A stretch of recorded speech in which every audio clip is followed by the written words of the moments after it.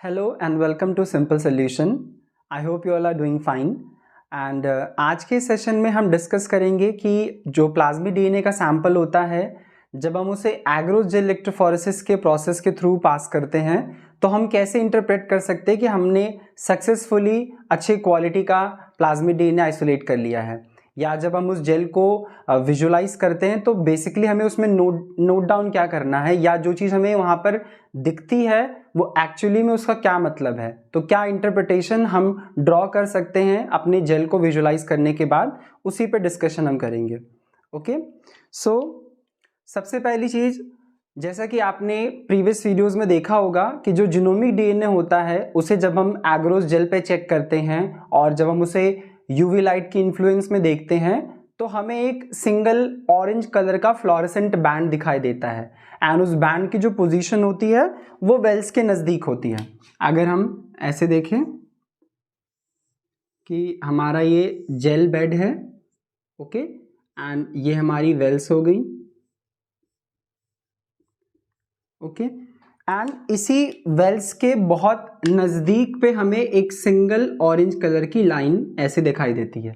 Okay, तो इस orange colour के बैंड को हम जीनोमिक डीएनए का बैंड कंसिडर करते हैं। ओके, अब जब भी आप प्लाज्मिक डीएनए के सैंपल को एग्रोस जेल इलेक्ट्रोफोरेसिस पे एनालाइज करेंगे तो आपको 3 बैंड्स मिलने की चांसेस हैं।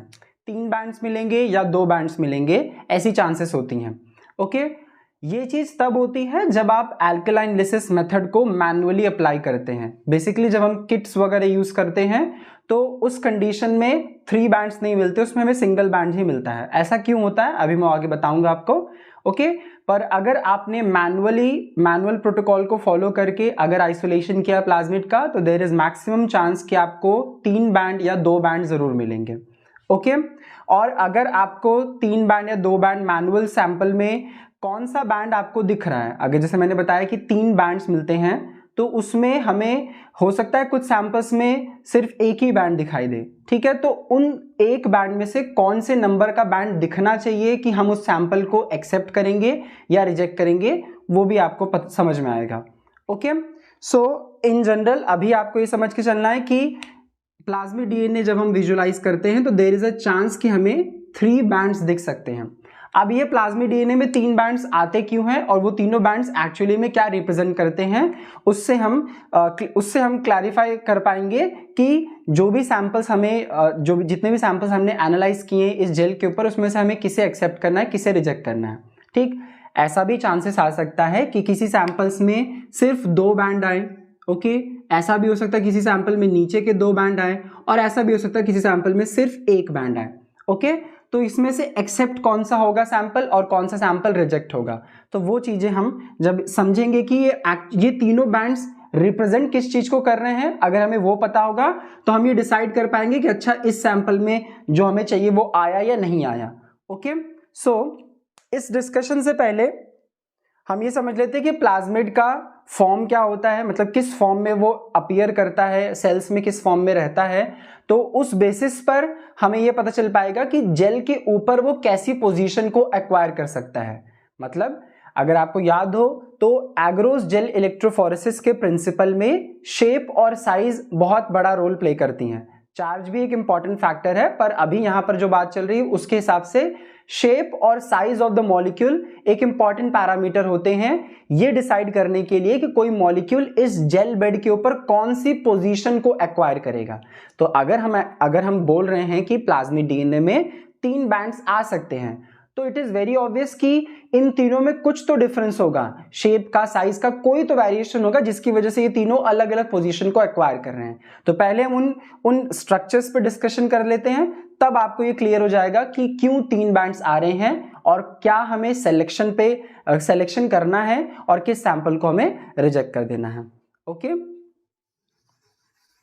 सो बेसिकली जो प्लाज्मिक डीएनए होता है जब वो सेल्स में प्रेजेंट होता है तो वो इस फॉर्म में प्रेजेंट होता है, जिसे हम टर्म देते हैं super coiled DNA. Super coiled DNA, this is the actual form of plasmic DNA. इसी फॉर्म में प्लाज्मिक डीएनए सेल्स के अंदर प्रेजेंट होता है। ओके, अब इसी सेम चीज को दूसरी लैंग्वेज में हम कह सकते हैं covalently closed circular DNA. Okay, इसी सेम को हम ऐसा भी कह सकते हैं, कोवैलेंटली क्लोज्ड सर्कुलर डीएनए। देखिए, तो ये चीज तो हमने कल भी डिस्कस की थी कि प्लाज्मिड जो होगा वो सर्कुलर होता है, circular molecule. Okay, circular double standard DNA. Okay, इस तरीके से कुछ।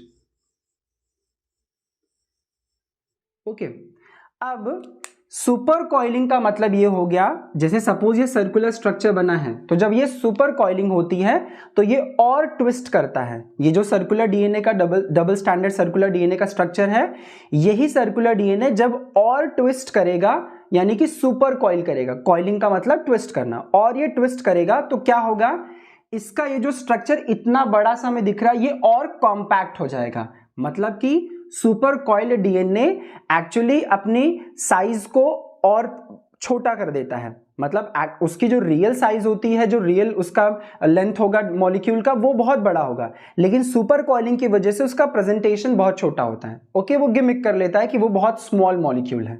ओके, तो सुपर कॉइल्ड डीएनए को अगर हम ऐसे देखेंगे तो वो बहुत ही ज्यादा छोटा दिखेगा। ओके, बहुत ज्यादा ही कॉम्पैक्ट स्ट्रक्चर। आप स्मॉल बोलने के बजाय बोल सकते हो कि जो सुपर कॉइल्ड डीएनए होता है वो बहुत ही ज्यादा कॉम्पैक्ट स्ट्रक्चर होता है।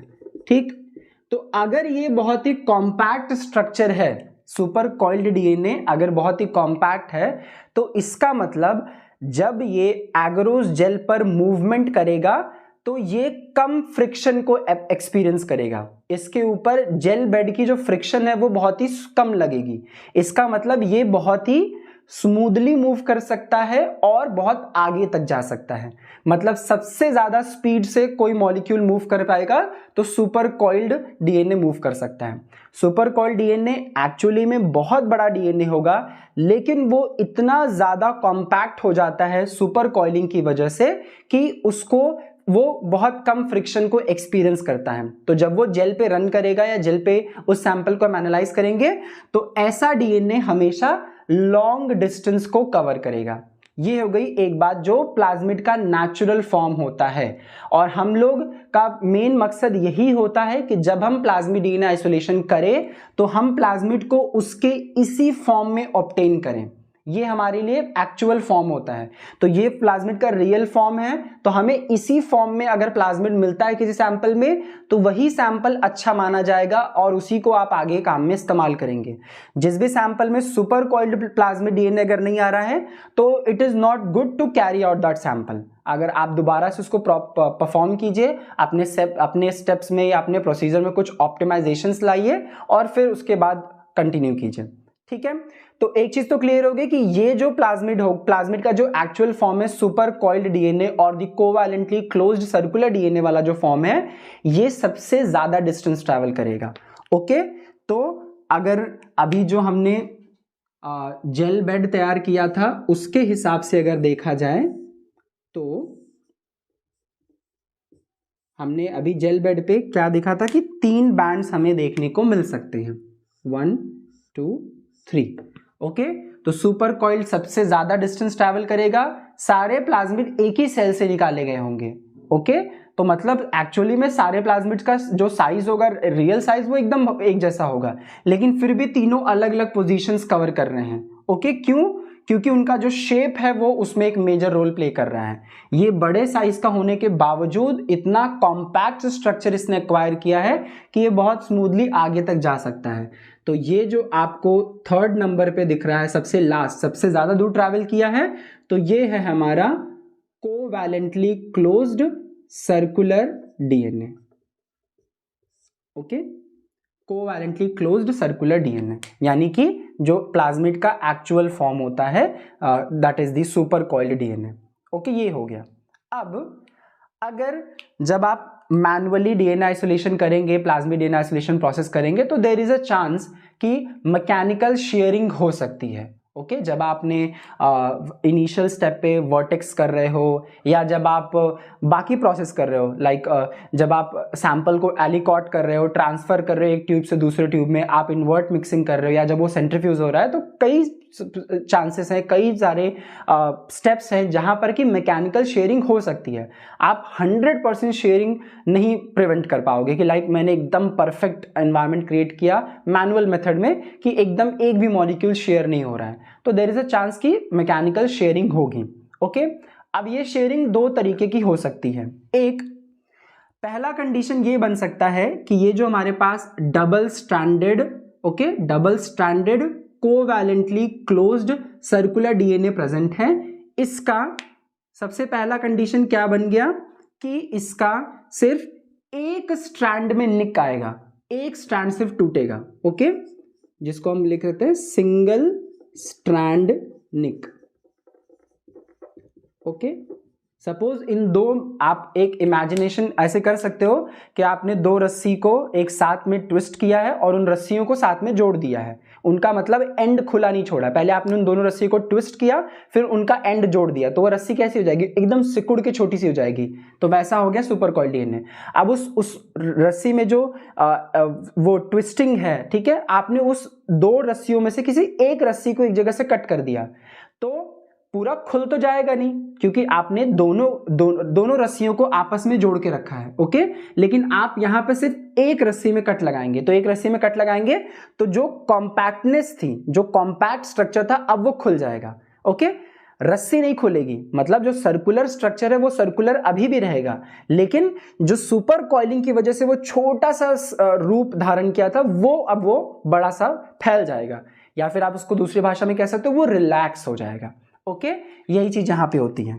जब आप सिंगल स्ट्रैंड निक करेंगे, सिर्फ एक स्ट्रैंड में कट लगाया गया, ओके, तो फिर क्या हो जाएगा, इस एक स्ट्रैंड में कट लगाने से ये वाला प्लाज्मिड इतना जो सिकुड़ा सा था या फिर कॉम्पैक्ट था, अब ये फैल जाएगा।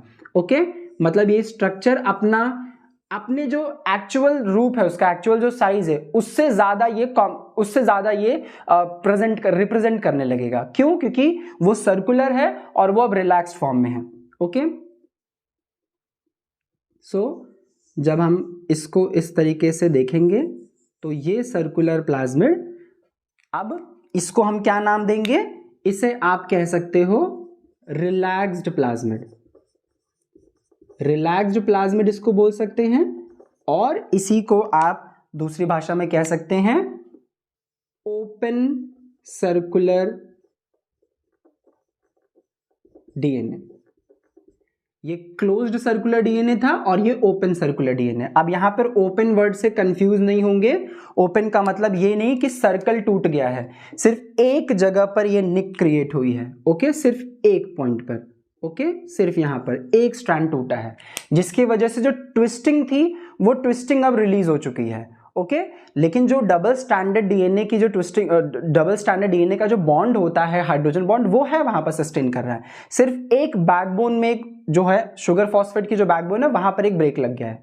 ओके, तो जो ट्विस्टिंग थी जिसकी वजह से इतना बड़ा सा प्लाज्मिड इतना छोटा सा दिख रहा था, अब वो ट्विस्टिंग टूटने की वजह से ये और ज्यादा ये फैल चुका है।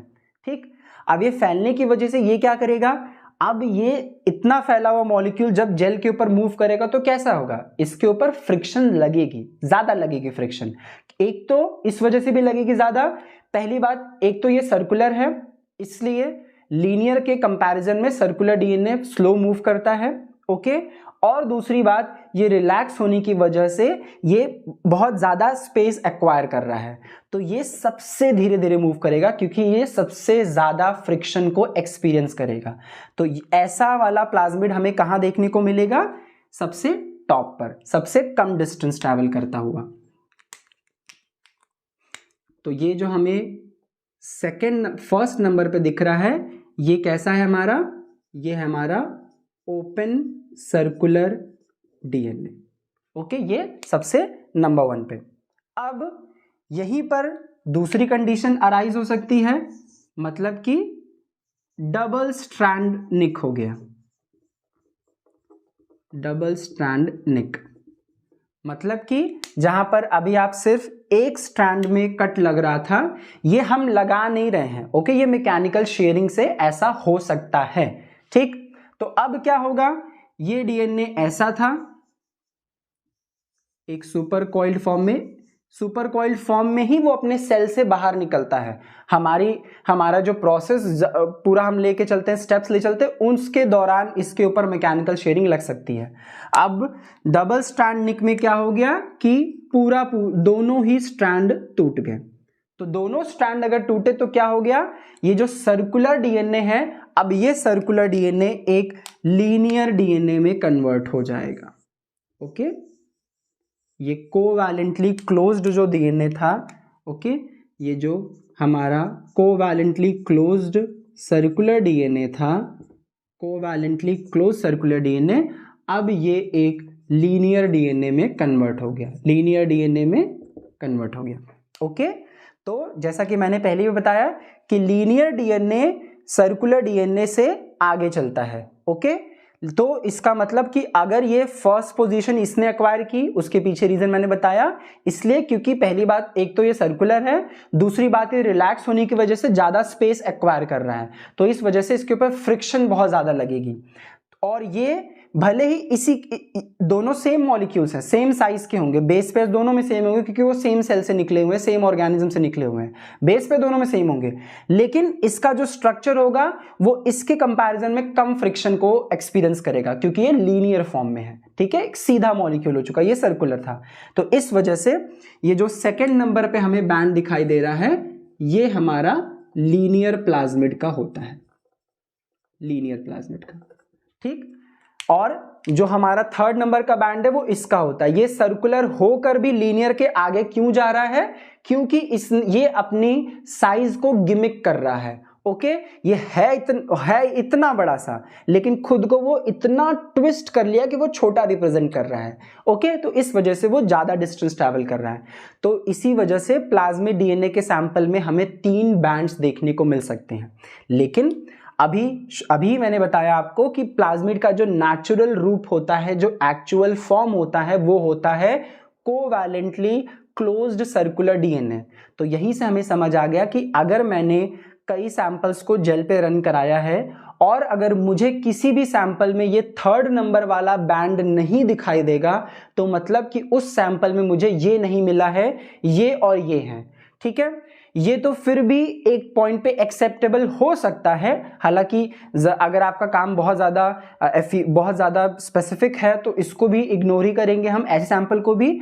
और अगर इस फॉर्म में आ रहा है तो फिर कोई ज़रूरत नहीं है उसको यूज़ करने की, क्योंकि आपको लीनियर फॉर्म में प्लाज्मिड नहीं चाहिए। ओके, तो आप ऐसे सैंपल को नेग्लेक्ट कर देंगे जिसमें सिर्फ ये वाला बैंड दिखाई दे, सेकंड नंबर वाला बैंड एकदम इग्नोर। ओके, क्योंकि उसमें लीनियर, उसमें मतलब आपने उस ट्यूब में जितने भी सेल्स लिए थे उसमें से जितने भी प्लाज्मिड निकले या जैसा भी प्रोसेस गया, ऐसी प्रॉब्लम आई या उसमें इतनी मैकेनिकल शेयरिंग हुई कि एक एक प्लाज्मिड का मॉलिक्यूल लीनियराइज हो चुका है, मतलब उसमें मैकेनिकल शेयरिंग ज्यादा हुई है कि हर एक मॉलिक्यूल लीनियराइज हो गया। वरना हर ट्यूब में इतनी चांसेस तो होगी ना कि एक ट्यूब से मैंने सैंपल निकाल के लोड किया तो मुझे तीनों तरह के बैंड दिखे, तो एटलीस्ट तीनों तरह के बैंड दिखेंगे तो कोई बात नहीं, ये वाला दिखना जरूर चाहिए। तो एटलीस्ट आपको ये तो पता होगा कि हाँ, मेरे सैंपल में सुपर कॉइल्ड डीएनए यानी कि प्लाज्मिड का जो नेचुरल फॉर्म है वो भी प्रेजेंट है, तो इस सैंपल को मैं इस्तेमाल कर सकता हूं। ओके, उसमें कोवैलेंटली क्लोज प्लाज्मिड होना चाहिए। तीसरा नहीं है, पहला दूसरा है तो भी कोई जरूरत नहीं उसको यूज करने की, ऐसा मतलब इन कुछ केसेस में आप यूज कर सकते हो ये ओपन सर्कुलर वाला, क्योंकि एक सिर्फ निक लगा इसमें। ओके, लाइक आपको अगर पीसीआर वगैरह परफॉर्म करना है तो आप यूज कर सकते हो, आपको सिर्फ एक जीन एम्प्लीफिकेशन करना है तो। और लीनियर डीएनए तो नहीं यूज करिए अगर आपको इसको किसी और पर्पज से इस्तेमाल करना है तो तीसरे नंबर वाला बैंड जरूर दिखना चाहिए। बाकी ये दोनों इसकी वजह से, ये दोनों जो होते हैं वो निक क्रिएट होने की वजह से आते हैं।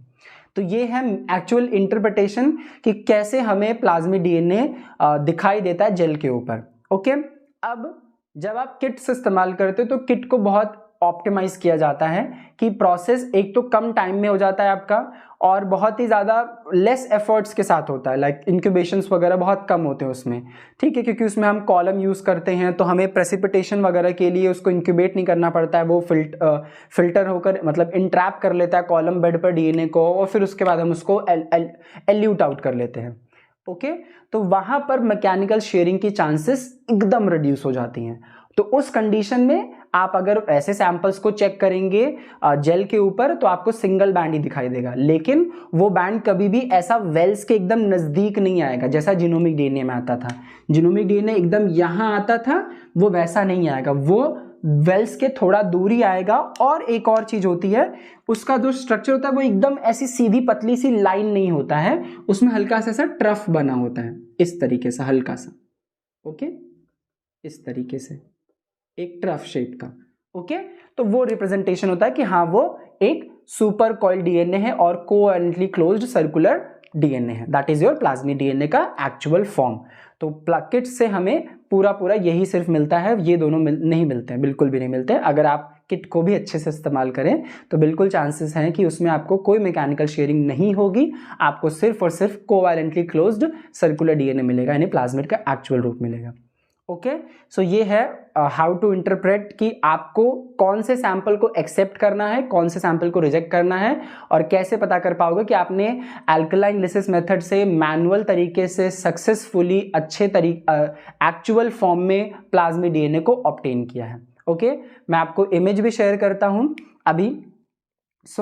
ये जो इमेज आपको दिख रही है, इस इमेज में आप देख सकते हो कि मैक्सिमम वेल्स में आपको 3 बैंड्स दिखाई दे रहे होंगे, और आप लास्ट के 2 वेल्स को देखेंगे तो वहां पर सिर्फ सिंगल बैंड है। और अगर आप मेरी प्रीवियस दिखाई हुई ड्राइंग को देखेंगे तो उसमें मैंने जो 3 बैंड्स बनाए थे उसके हिसाब से इस इमेज के लास्ट के दोनों वेल्स में जो बैंड दिख रहा है वो सेकंड नंबर वाला बैंड दिख रहा है, और सेकंड नंबर वाला बैंड किसका होता है? लीनियर प्लाज्मिड का। मतलब कि लास्ट के दोनों सैंपल्स में कोई भी सुपर कॉइल्ड डीएनए नहीं आया है, ना ही ओपन सर्कुलर डीएनए आया है, तो वो सैंपल हम तुरंत रिजेक्ट कर देंगे। लेकिन उसके अलावा बाकी जितने वेल्स हैं सब में 3-3 बैंड्स हमें दिखाई दे रहे हैं, और आप आसानी से बहुत क्लियरली वो दिखाई देंगे तीनों बैंड्स, क्योंकि वो एक बहुत प्रॉपरली सेपरेटेड होते एक दूसरे से। ठीक, तो उन तीनों बैंड्स में से जो बैंड वेल के एकदम नजदीक है वो कौन सा बैंड है? Open circular DNA. Okay, second number पे जो बैंड आता है वेल के बाद, वेल से सेकेंड नंबर पे जो बैंड आ रहा है उसे हम क्या कहते हैं? लीनियर डीएनए, मतलब जिसमें कि डबल स्ट्रैंड निक क्रिएट हुआ होगा।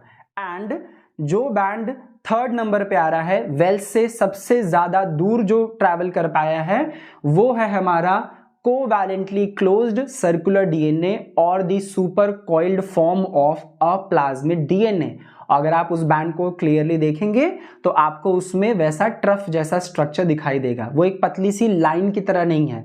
आप कंपैरिजन के लिए जीनोमिक डीएनए वाली जो वीडियो है आप उसको भी एक बार एक क्विक व्यू दे सकते हैं, ठीक है? तो आपको दिख जाएगा कि वहां पर एकदम पतली सी स्लीक लाइन होती है जीनोमिक डीएनए की, जबकि प्लाज्मिड के जितने भी डीएनए सैंपल्स हैं वो वैसी लाइन नहीं दिखते हैं, थिन लाइन की तरह नहीं है। और सर्कुलर डीएनए जो कोवैलेंटली क्लोज्ड है वो भी एक ट्रफ शेप का दिखता है। Okay, so this is how you interpret कि आपने सक्सेसफुली प्लाज्मिड डीएनए को अल्कलाइन लिसिस मेथड से ऑब्टेन किया है या नहीं।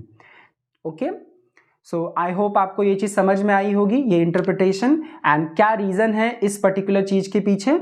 ओके, सो अब अगर हम इस तरीके से देखें तो हम क्या कह सकते हैं कि एक जेल बेड के ऊपर जो उसका पोजीशन एक्वायर करने की बात होती है, तो क्या है, जो सुपर कॉइल्ड डीएनए होता है, okay, super coiled DNA, okay, ये सबसे ज्यादा डिस्टेंस ट्रैवल करता है। इसके बाद आपका लीनियर प्लाज्मिड, सेकेंड नंबर पे लीनियर प्लाज्मिड होगा, एंड सबसे कम डिस्टेंस ट्रैवल करता है आपका ओपन सर्कुलर और रिलैक्स्ड प्लाज्मिड। ये है डिस्टेंस की बात। ओके, डिस्टेंस कौन एक्वायर करता है जेल के ऊपर? Distance covered on gel bed. Okay, and ये हमारे लिए काम की चीज है, सुपर कॉइल्ड प्लाज्मिड डीएनए, ये हमारे लिए मतलब की चीज है। ओके, इससे हम कह सकते हैं कि हमने सक्सेसफुली प्लाज्मिड डीएनए को ऑब्टेन किया है। जो किट्स होती हैं उनमें भी अल्कलाइन लिसिस के मेथड से ही अल्कलाइन लिसिस के मेथड के ही कंपोनेंट्स को थोड़ा सा मॉडिफाई करके तो ऑप्टिमाइज करके ही इस्तेमाल किया जाता है। अगर आपने यूज़ किया हो या आप कभी यूज़ करोगे फ्यूचर में तो वहाँ पर भी आप देखेंगे तो वैसे ही होता है। 3 सॉल्यूशंस मिलते हैं हमें जिसका हम इस्तेमाल करते हैं किस चीज़ के लिए, पहले हमने सस्पेंशन किया, फिर हमने लिसिस की एंड देन हमने उसको प्रेसिपिटेट कर लिया, प्रोटीन को प्रेसिपिटेट करके रिमूव किया एंड देन हम डीएनए को कलेक्ट कर सकते हैं एंड देन फिर हम इलेक्ट्रोफोरेसिस से अपना रिजल्ट इंटरप्रेट कर सकते हैं एंड जैसा हमें आएगा उस हिसाब से हम अपने एक्सपेरिमेंट को कंटिन्यू कर सकते हैं। ओके, सो आई होप आपको ये एक्सप्लेनेशन समझ आई होगी। अगर आई होगी तो आप ज़रूर बताइएगा कमेंट्स में, अपने रिव्यूज़ ज़रूर दीजिएगा कि आपको ये चीज़ क्लियर थी या नहीं। Okay, so thank you for your patience, thanks for watching and आपको अगर अच्छा लगा तो आप please hit the like button and मिलते हैं नेक्स्ट वीडियो में। Thank you so much.